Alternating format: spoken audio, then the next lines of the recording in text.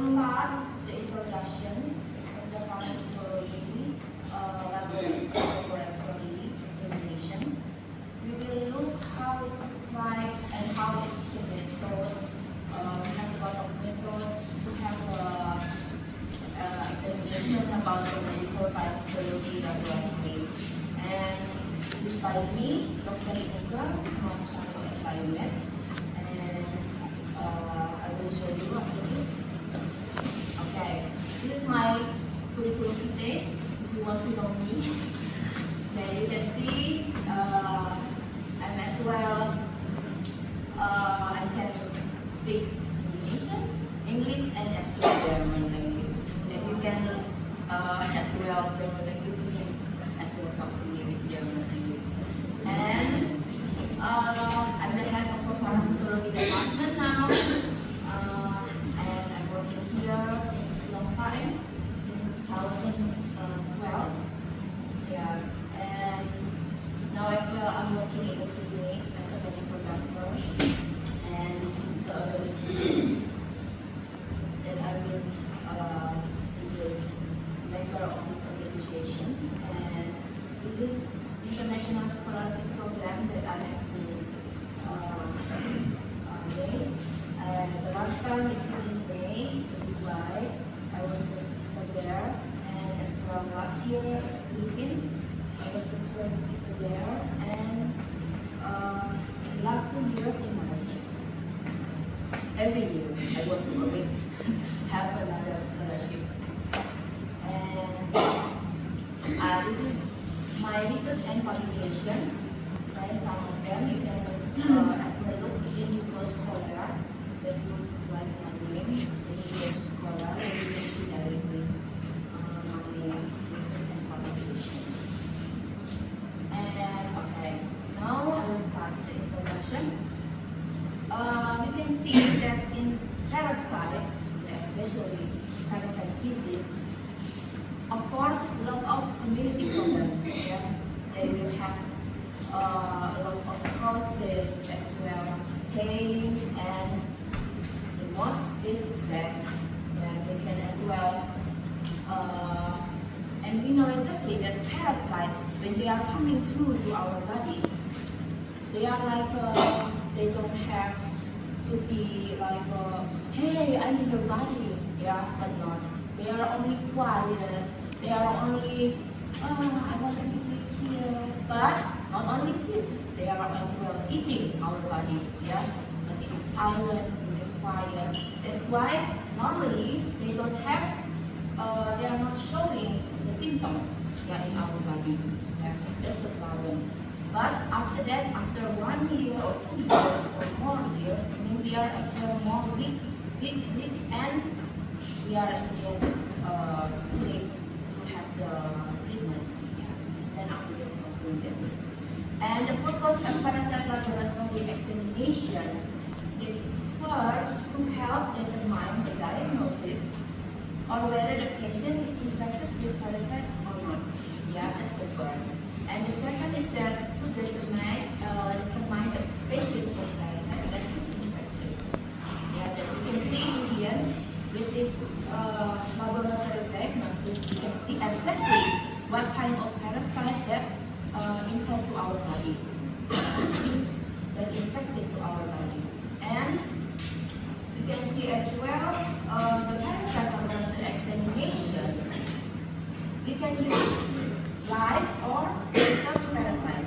That is depend on the specimen that we will use, yeah, or one samples that we can have or take it from the patient, yeah, or from the environment. And then as well must be based on the right specimen processing technique to get the right diagnosis.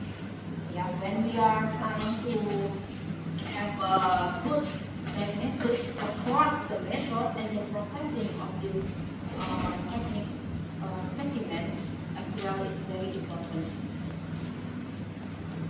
And the things to consider when handling samples, the first is the selection of preservative, yeah? And the second is sample collection. And okay, these two types of the specimens in parasitology laboratory examination. We can use a lot of samples. You can see we can take the samples from stool, blood, urine, sputum, cerebrospinal fluid, bone marrow, lymph and aspirate, liver aspirate, spleen aspirate, skin, muscle, muscle scraping, and duodenal aspirate. Yeah. I will show you one by one the sample and a little bit technique from this.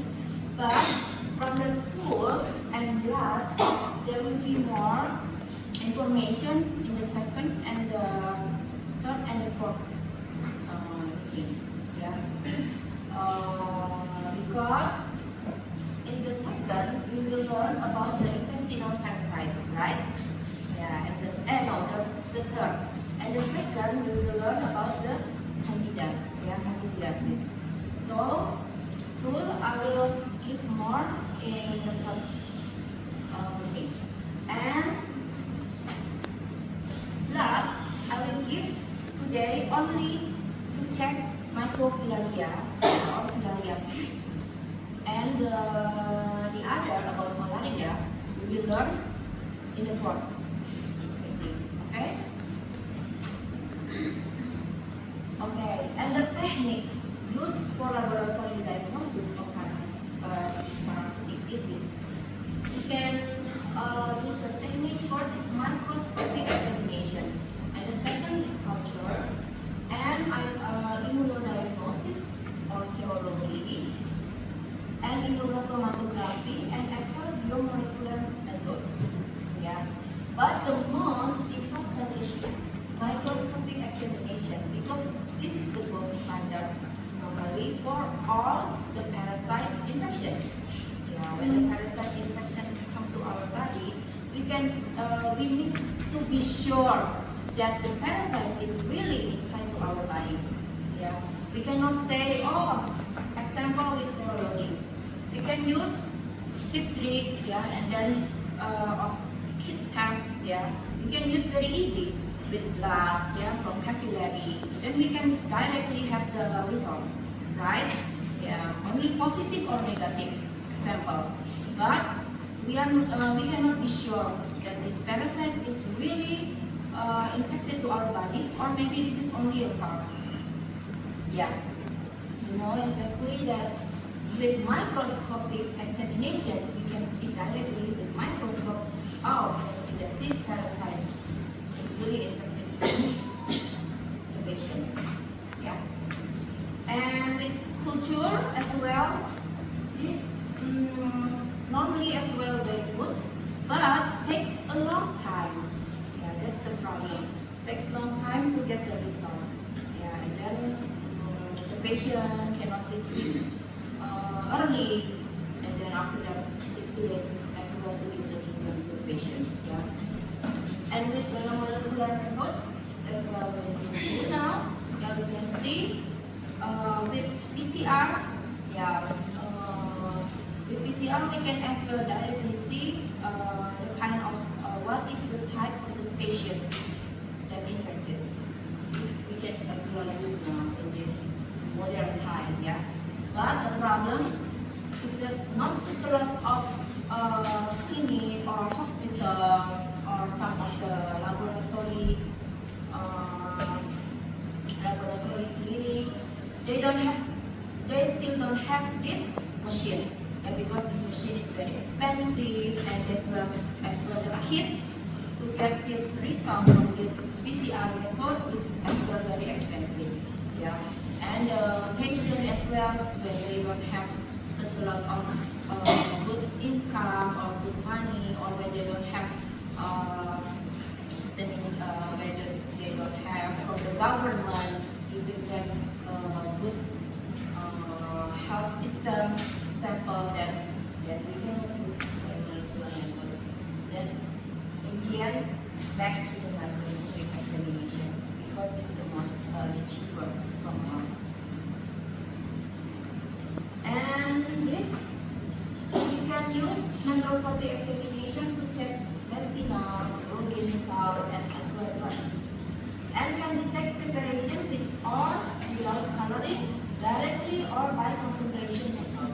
Yeah, this preparation I will explaining in the third meeting. Yeah. Okay. With immunodiagnosis, you can as well use for clinical diagnosis, epidemiology, and control of disease. Because what I already told you, that with this kit, yeah, when you are using example in the very big population, yeah, when they have example like malaria or they have a lot of cases in this area, for example, then you can use as well with this serology. Yeah, then you can have example, yeah, from 100 or 10,000 people in this unit. And as well, with this serology, we can as well take the samples and then we can have the result. Example, 5,000, they have this disease. That is, normally it's very good for us that we can, for the first linear, we can have the result.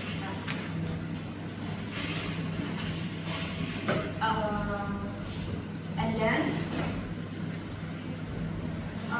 with toxoplasmosis, you can use, it's called IHA or ELISA test. Yeah, maybe you will already know how about this, talk about ELISA and IHA. Someone knows about this? You don't know about the serology? No. Okay. The serology, no, it's not only with kit, but you can as well use like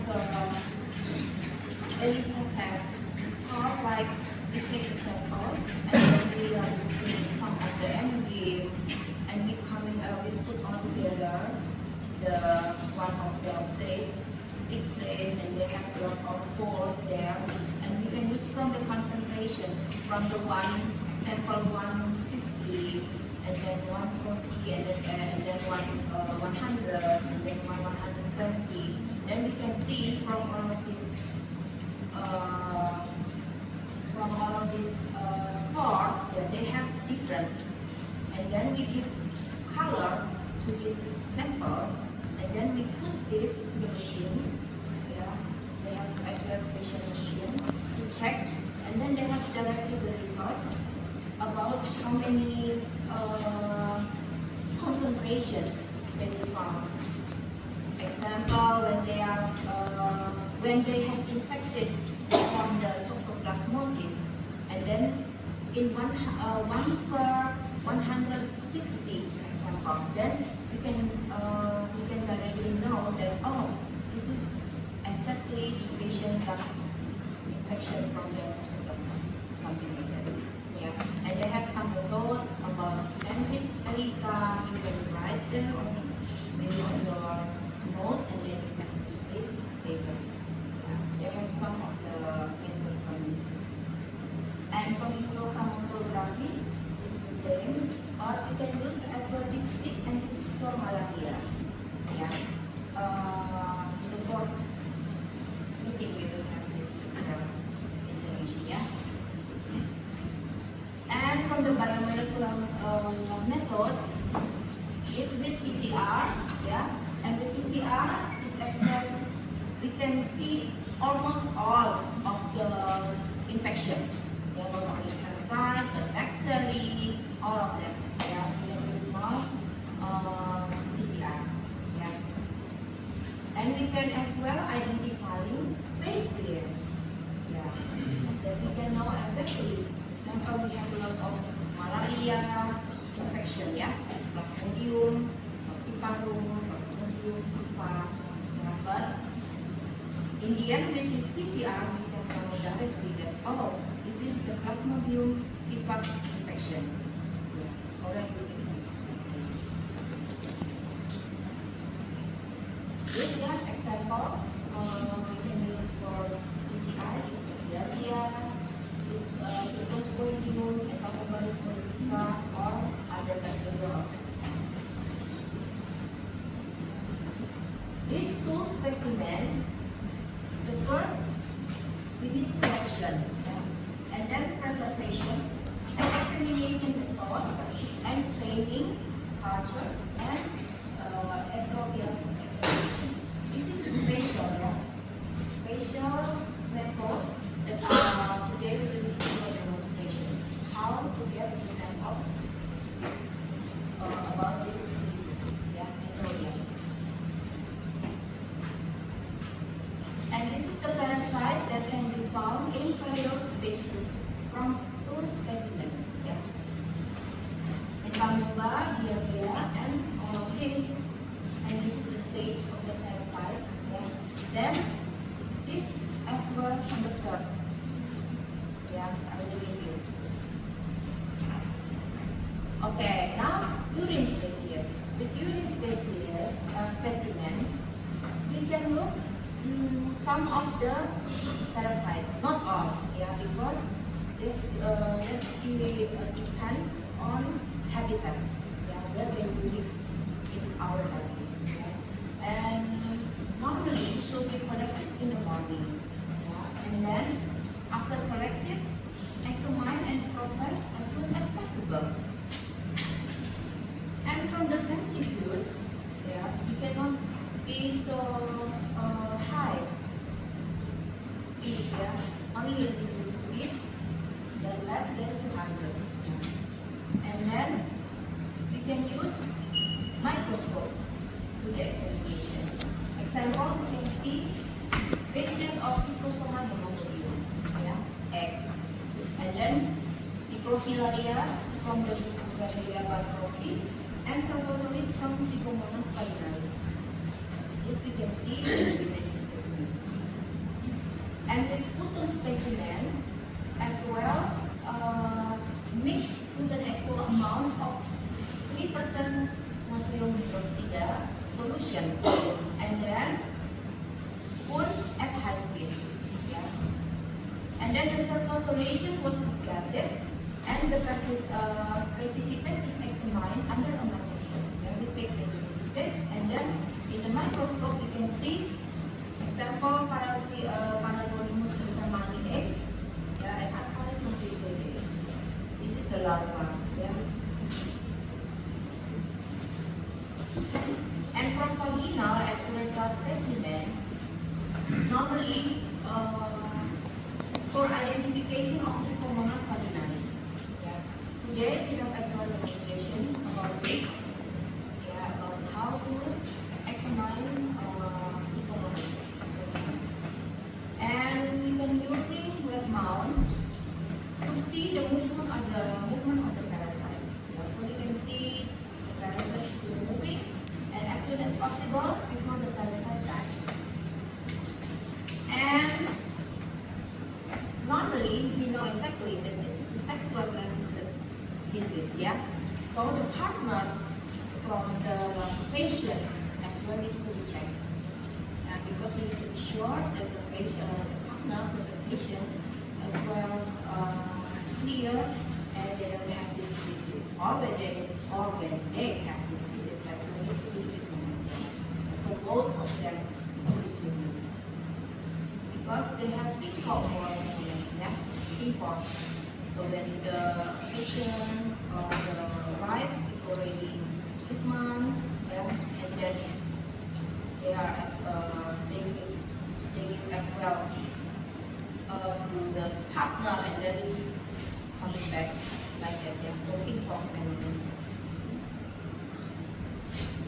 and this is how to take the sample. The vaginal and the rectal. We are using cotton swab. This is the cotton swab, and the patient needs to be in a good position, And then after that, with this cotton swab, open and then directly take the samples, and then put directly to the tube. And then we take this or bring this to the laboratory. This is when we want to take and bring it to the laboratory. But when we want to check directly, we can use as flagell. Yeah, put directly in the glass object, and then you can see it. Yeah. And then here, the cotton swab is inserted into a tube containing 3 milliliters of saline solution, and the cotton is discarded.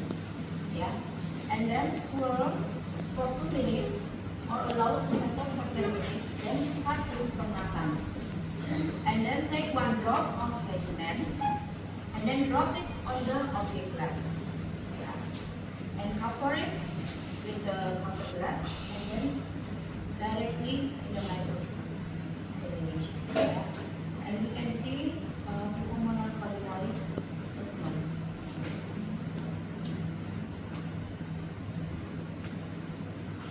Okay, and this is how it looks like in pulmonary foliaris in microscope examination. Yeah, you can see they have flagell. They have 4 flagell, 1, 2, 3, 4, and they have here single nucleus and big. And they have as well axosphere. Yeah, this is the most important here in the morphology of these two components. And blood specimen, we can take blood specimen and we can check malaria and filaria. Malaria later we will talk about, and now we will talk about filaria. And from serology, we can take as well to the sample of pregnancy screening to check of the toxoplasma protein. And this is how we take specimen, blood specimen to check filaria examination. Microfilaria concentration in blood, we can use blood and give sodium citrate. 5 milliliter of fresh blood is mixed with this 1 milliliter of sodium citrate, and then after that blend in 0.85% calculated solution, and then spin with 1000 ppm for 10 minutes, and then the sediment at the bottom, taking use with the capillary effect, yeah, so careful, and then smell the sediment on the glass object, and then examination in the microscope. With the concentration in blood, we can use as well heparin. With heparin, 4 milliliter of venous blood, yeah, you already learned, yeah, how to take the samples, yeah, blood samples, yeah, and then centrifuge soup with containing 0.01 milliliter and 1% heparin solution, and then add 2% liquid saline solution and then mix. Okay, and then from the blood specimen, this we can see, yeah. Okay, here the first species from filariasis is Wuchereria bancrofti. Okay, I will give you. Normally, they have the most important is 3 species. One is Wuchereria bancrofti, and second is Rugia malari, and third is Rugia timori. Yeah, because they are coming from here. That's why only in Timor. That's why the name is Rugia timori. Yeah, and they have different type of morphology that you will need to understand, because when you have a patient that they have a symptom like microfilaria or filariasis disease, then you will understand now. Yeah, when you take the blood and then you can see, oh, there is a worm and this is a microfilaria. Yeah, because it's important as well in and Wuchereria bancrofti, I think is life cycle, but it's the same. Yeah, this is not only for Wuchereria bancrofti, but as well for Rugia malari and Rugia timori. I would like to give information about life cycle because in the end we understand where it's coming from. Microfilariida and larva, yeah. Okay. The first, they have factor, yeah, and the factor is mosquito.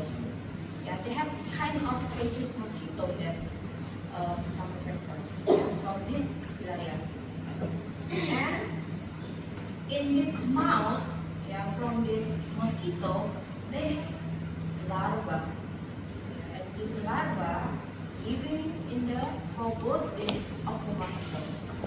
Yeah, proboscis is sucking the human or the skin from the animals. Yeah, to get the blood.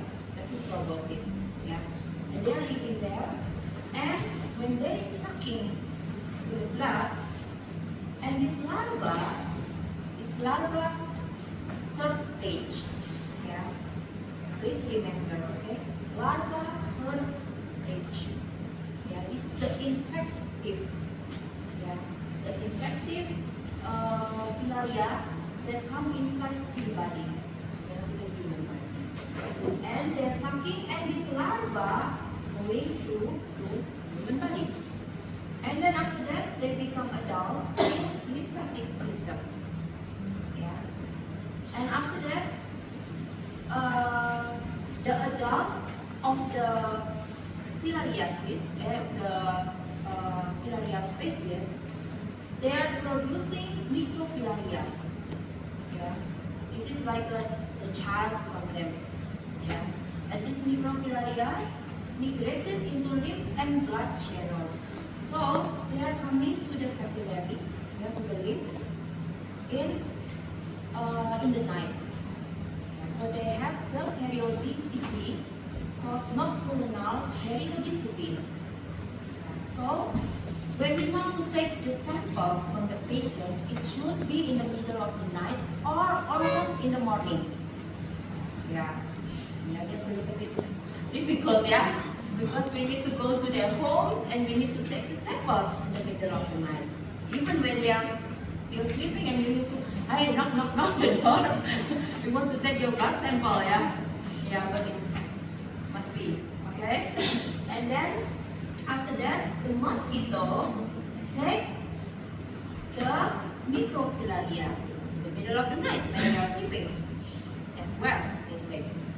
And then, this microfilaria come to the body from the mosquito, and then they are migrated to the thorax of the muscle, and they become a larva stage 1, and then growing to the larva stage 2, and then growing to the larva stage 3, and coming to the proboscis of the mosquito.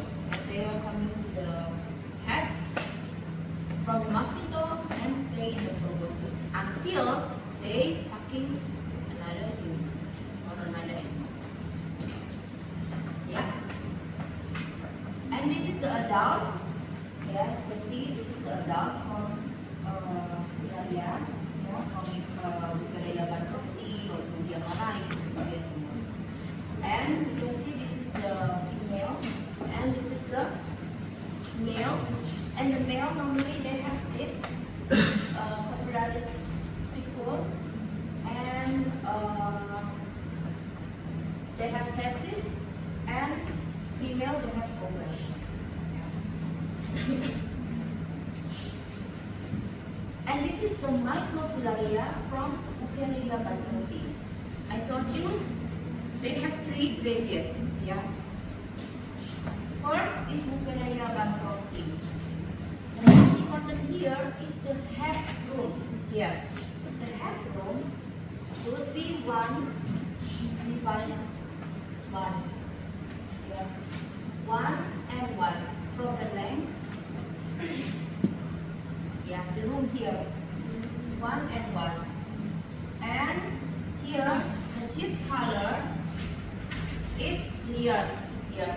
They don't have the color from the sheet. Yeah, and the third is that the core here, the distribution from the core is even. Yeah, they are not like they have space here, or space here, or space here.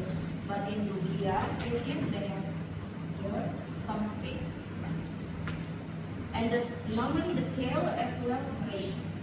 Yeah, the tail straight. And there is no additional cost. But in Rugia, they have additional cost. This is Rugia Malay. And the headroom is 2 divided 1. Yeah. Here 2 and this is 1 side. And the color from the seed is pink.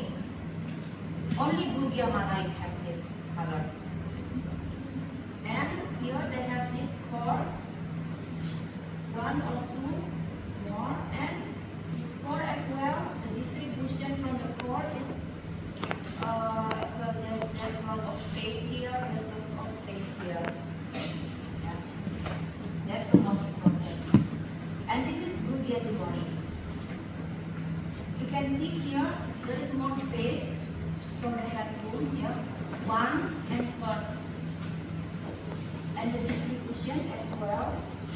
They have some space here, some space here, and there as well here. The core, they have included 1 or 2 core board on the tail. And the seeds color as well here. Yeah. Only Rugia Malay has the color pink. Okay. And this is the larva. The larva stage. This is larva 1, 2, and 3. Larva 1, they're short, yeah. And number 2 is a little bit longer, but as well more thick, yeah, thicker. But larva 3 is thin and longer. And this is the infective form. Remember, yeah? Larva stage 3. And in Cerebrospinal fluid specimen, we can as well look Toxoplasma gondii but robustly. Here, this is the Toxoplasma. Yeah. Toxoplasma. Yeah, the most important is the host definitive. Yeah, definitive host is cat. Yeah. There's a lot of people have cat as a pet, right? Yeah, that's why we need to take care. We need to always care about our cat, yeah, in our home as well in the environment, yeah, when they are living free as well. And this is the diagnostic stage. It's called Oocysta. Yeah, we need to remember as well. Oocysta is the diagnostic stage because this Oocysta is coming out to the stool from the cat. Yeah. When they're coming out from the cat body with feces, together with feces, and then we can we are going to take note, and then when we take some vegetables or some fruits or whatever from the soil or water that affected as well from this oocyst, then we are not worrying or caring about the healthiness, and then after that we can as well directly infect it. Yeah? That's why they can infect it not only from food, yeah, but as well from direct. Or here you can see with this oocyst directly to the body and to the human body, and this kysta or oocysta as well from the cat as well can infect it to this. Yeah, to rodent or to tick, yeah, on some of the land. Yeah. So when they are infected from this oocysta, in their muscle they have as well this kysta. Yeah, in the muscle from these animals. Yeah, and they are living there, and then when the cat eats rodent or the meat from these animals, can as well infect it. Yeah, and then from these animals, when the human as well eats from these animals and then eat this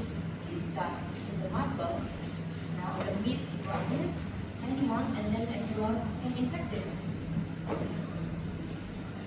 Not only that, they can as well from the pregnancy, they can come in through the blood directly to the embryo, yeah, and then directly to the child. And as well from the transfusion, yeah, it can as well infect it. That's why we need to take care about this angle. Here, this is the phagocytic stadium or the stage from Toxoplasma gondii. Yeah. This is the stage that made a replication. Yeah. But this is not the infective diagnosis. Okay, the infective it's oocysta. Yeah, infective form. This is the replication form. Okay. This is the oocyst of the Toxoplasma gondii. Yeah, they are round. Yeah, and normally they are as well living in the brain of the human. They like to live as well in the heart and the skeletal muscle. And this is how to reduce the risk of toxoplasmosis. Yeah, peel fruits and vegetables or wash and then cook meat to the safe temperature and wash food. Yeah, and here when they are pregnancy and then or compromised immune system, they needs to be taken care of litter or wear gloves and masks. Yeah, to change or wash to feed thoroughly afterwards. Yeah. And when they are as well likes to have activities in the soil, as well needs to wear gloves or wash hands. Yeah. And from the bone marrow specimen, lymph node aspirated specimen and splenic aspirated specimen, you can see this two type of parasite, yeah, as well as Toxoplasma gondii. And from the liver gland aspirated specimen, you can see Entomoeba histolytica and Toxoplasma gondii as well as and from the liver gland aspirated specimen, you can see Entomoeba histolytica protozoa. This Entomoeba histolytica, yeah, this is one type of the protozoa, yeah, or amoeba that can be infected as well in human. That can causing diarrhea, yeah. That's as well can have a very problem in our body, yeah, because sometimes they are misdiagnosed. Yeah. Always thinking about when we have patient with diarrhea syndrome. As well, we are always thinking about the bacterial infection or virus infection. But we are as well always misdiagnosed with parasites or amoeba. Yeah. And after that, they are already a lot of dehydration, but it's too late as well. And this Entomoeba histolytica, we can see here they have nucleoles, yeah, and this specific with ingested red blood cell, yeah, this Entomoeba histolytica in thrombozoid form, yeah. That is different with Entomoeba coli, yeah, they are not ingested red blood cell, that is different, yeah, but Entomoeba histolytica is ingested red blood cell. But what is main problem to our body is Entomoeba histolytica. Entomoeba coli, they are not making any disease to our body, yeah. And from the skin specimen, with Enterobius vermicularis egg, you can see, and fungal infection, yeah. That's why we are as well learn about candidiasis next. And enterobiasis or Enterobius vermicularis, yeah. Here, this is the life cycle from the larva, yeah. Here, they are coming First is from the embryonic egg. And this is the diagnosed form. Yeah. And this embryonic egg ingests to the human and come inside to the human body, and they are living in intestine. That's why they stretch or hatch in small intestine. Yeah, this is the larva. And then they are become adult in lumen of secund. And then from the second, the graphic female migrate, and then after that always put eggs or laying eggs in the end in the anus. Yeah, that's why we can take here in perianal a lot of eggs there. Yeah, with some of the method, and then directly we can use microscope. Yeah, you can see that this is the egg from the Enterobius folliculis. Yeah. And then larva inside the eggs mature within only 4 until 6 hours. Then they can, when they are normally the patient always feeling itchy, yeah, and they want to stretching always the back. That's why when they are sleeping, yeah, they don't take a note and they are itchy and scratching. And then after that, the kids or the children sometimes they like to, yeah, that's why that's the problem. And then directly affected directly because of, yeah. Okay.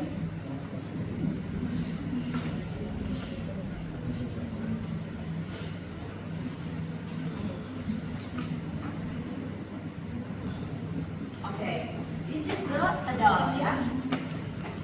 This is the male and female, yeah. The male is more smaller and female is bigger. It's always the same in the world, yeah. But only cystosoma, yeah. Cystosoma species, the male is bigger than the female, yeah. Only that. But almost all of the worm is female is bigger, yeah. Wonder Woman, yeah. Yeah.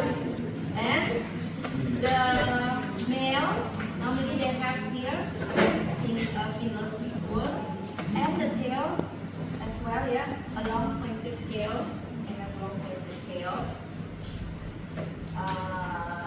Okay, that's the most important. Yeah, this is the egg from the Enterobius familiaris, yeah. They are very small and they are transparent, yeah, and a little bit elongate to oval in shape and slightly flattened on one side, yeah. Yes, one side is more flat, yeah, than the other, yeah. And then from we can take cellulose tape to the anus, and then we can see here. From this tape, yeah, when we are looking at the microscope, you can see there's a lot of eggs, yeah, from only one sample, yeah. That's why they very like to have a lot of eggs there, yeah. Okay, and this is the muscle specimen, yeah.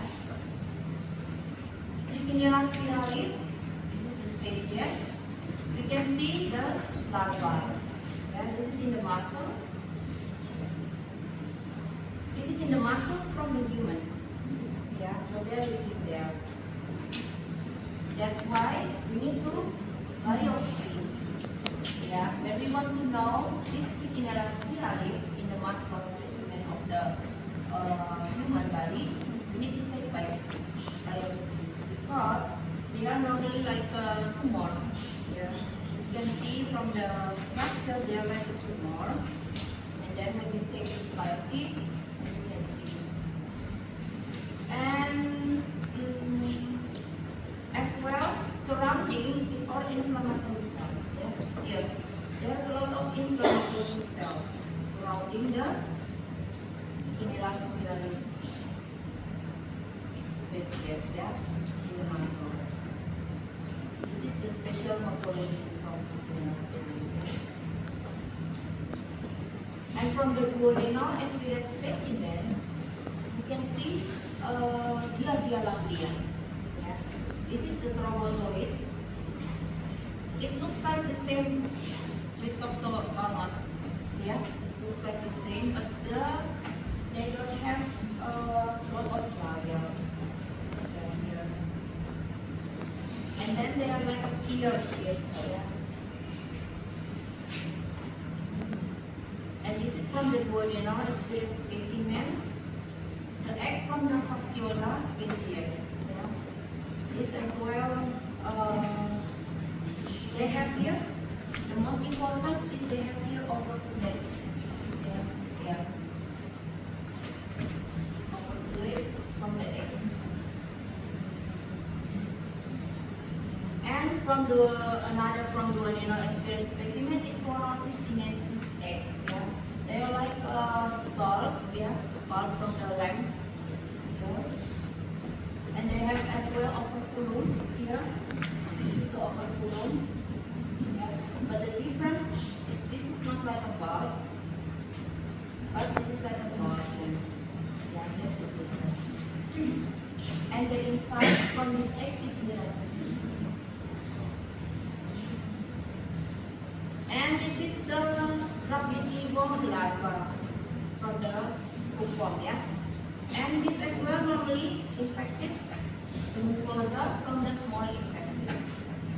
Yeah. You can see this as well in the microscope in the third. This is as well the third larva Filariform. Yeah. I will explain more later, yeah. Okay. That is the first introduction that you can understand and you know some of the specimen that you can try to do in the laboratory of the parasite.